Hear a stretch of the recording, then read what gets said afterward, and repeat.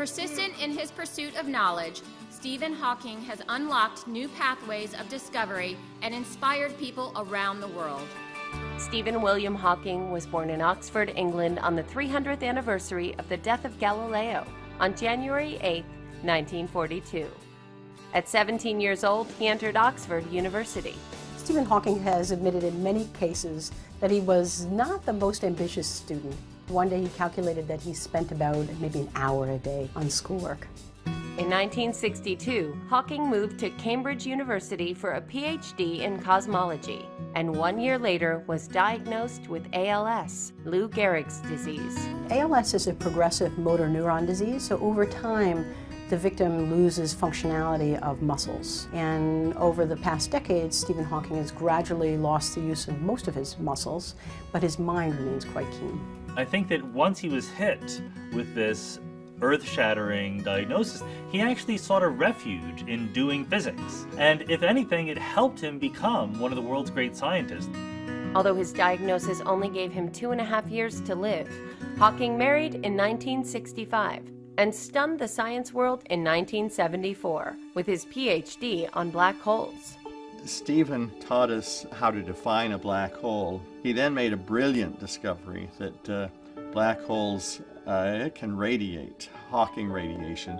That then showed the whole world the connection between black hole physics and thermodynamics. And that connection has been a central theme in theoretical physics ever since.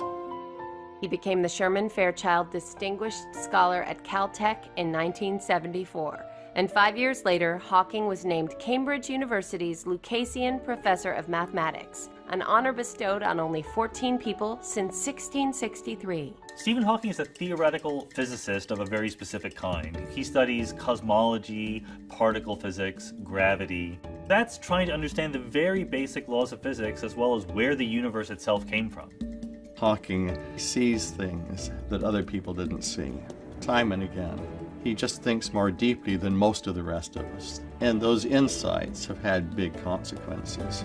Even though Hawking deteriorated to the point that he needed a computerized speech synthesizer to speak, he wrote A Brief History of Time in 1988, selling more than 10 million copies. Stephen Hawking's book, A Brief History of Time, which was a bestseller for weeks and weeks, was about some of the most profound questions that face humanity. It's really about where we come from and where we're headed, from a physicist's point of view. After expanding upon his work with several more books, Hawking increased his popularity by guest starring in TV shows like The Simpsons, Star Trek: The Next Generation, and The Big Bang Theory. I think Hawking is absolutely the most popular physicist, probably since Einstein. There are plenty of other physicists who are working very deeply at nature's secrets, but Hawking has celebrity status that very few scientists reach. Hawking received the Presidential Medal of Freedom in 2009. Although he retired from teaching that same year, Stephen Hawking continues to be hailed as one of the greatest scientific minds of all time. Stephen Hawking as a scientist has had a tremendous impact on our understanding of the universe and the laws of nature. At the same time, as a human being, he has been an inspiration to the world, to his colleagues, and to people with disabilities everywhere.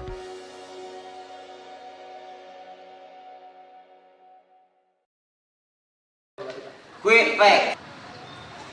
Also known as Stephen William Hawking.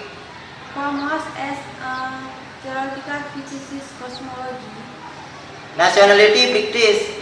January 1942. Die at age 76 years old. Samsai Capricorn. Significant method.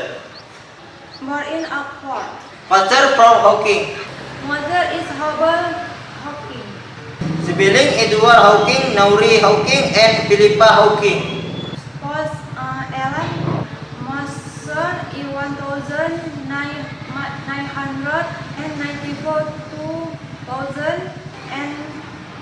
2094. Place of death, Cambridge, England. Died on March 14, 2008. Founder and co-founder Microsoft result. Display and Disabilitas Puan Belgia. Stephen William Hawking was an English theoretical physics cosmologist, author and director of research at the Center for Theoretical Cosmology, writing to University of Cambridge. His case exploration was in the areas of theoretical cosmology, focusing on the evolution of the universe as governed by the law of general relativity. He is known for his work related to the study of black holes, with the theoretical prediction that black holes emit radiation. Theoretical Hawking radiation has become the first to serve for cosmology, applied by a union of the general theory of relativity and quantum mechanics. Hawking suffered from relative tightening, conjugation of annular of tropic relative. Upon business discovered all of his relative business started when he was 21 and pursued his PhD from Cambridge University from a major of his later life. He was a most compulsive para and communicated through a strict generating the voice not coming to the point of display.